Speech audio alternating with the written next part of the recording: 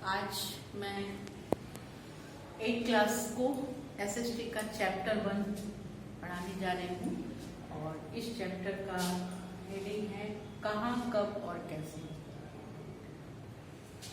हम जब इतिहास को पढ़ने चलते हैं तो सबसे पहले हमें यह जानना बहुत जरूरी होता है कि कौन सी घटना कब घटी, कहाँ घटी और कैसे घटी। इसलिए इस चैप्टर के शुरुआत में ही इस तरह की चर्चा की जाती है। सबसे पहले हम भारत के मध्यकालीन भारत को पढ़ेंगे। मध्यकालीन भारत का शुरुआत भारत में कब होता है, तो इसे हम 18वीं शताब्दी से मान सकते हैं।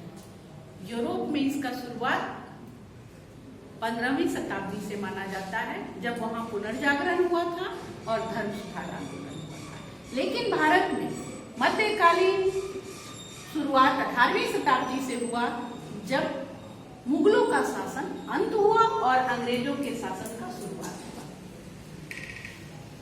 परिवर्तन जो है वो प्रकृति का शाश्वत नियम है और इस संसार में कुछ भी स्थिर नहीं है। केवल प्रकृति में ही नहीं, अभी तो विश्व के विभिन्न भागों में रहने वाले लोगों में भी सामाजिक, आर्थिक और सांस्कृतिक जीवन में निरंतर परिवर्तन होता रहता है। दूसरा पॉइंट है कालावधि। तो इतिहास घटनाओं का सतत प्रवाह है और भारत का अध्ययन 18वीं शताब्दी से माना गया है, जो मध्यकालीन भारत कहलाता है। इस मध्यकालीन भारत में 1757 से 1857 के बीच पलासी के युद्ध से लेकर सिपाही विद्रोह तक अंग्रेजों ने अपने साम्राज्य का विस्तार किया था और पूरे भारत पर उसने अपना साम्राज्य विस्तार कर दिया। 1758 में ईस्ट इंडिया कंपनी से ब्रिटिश सरकार ने अपना शासन ले लिया और अब भारत पर ईस्ट इंडिया कंपनी का शासन होने लगा।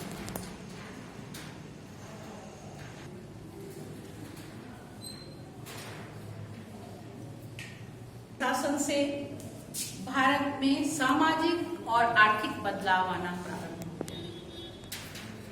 सामाजिक और आर्थिक बदलाव तो आता ही गया, साथ ही साथ भारतीयों के अंदर राष्ट्रीयता के भावना का प्रस्फुटन और इस राष्ट्रीयता के भावना के प्रस्फुटन से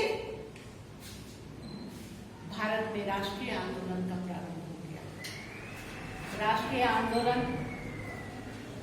भारत में जैसे ही प्रारंभ हुआ, भारत के पूरे भाग से अंग्रेजों के विरुद्ध आवाज उठने लगी। इसी बीच भारतीय राजनीति में 1916 ईस्वी में महात्मा गांधी का पदार्पण होता है।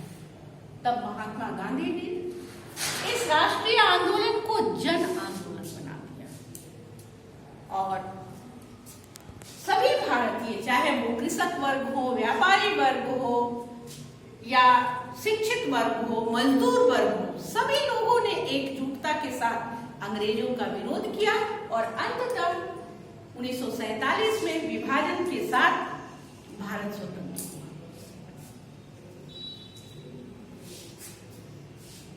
भारत उपमहाद्वीप का विस्तार कई पड़ोसी देशों के साथ हुआ।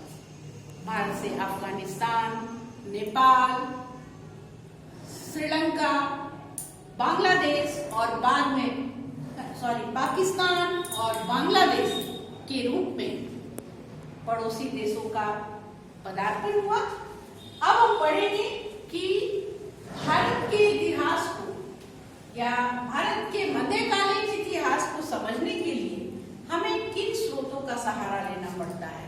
तो भारत के मध्यकालीन इतिहास के स्रोतों को समझने के लिए या मध्यकालीन इतिहासों को समझने के लिए हम जो स्रोत लेते हैं, उन स्रोत में लिखित और अलिखित, पुरातात्विक ये सारे होते हैं, क्योंकि मध्यकालीन इतिहास में हमें बहुत सारे स्रोत उपलब्ध हैं और इन स्रोतों के माध्यम से हम मध्यकालीन भारत को पढ़ते हैं।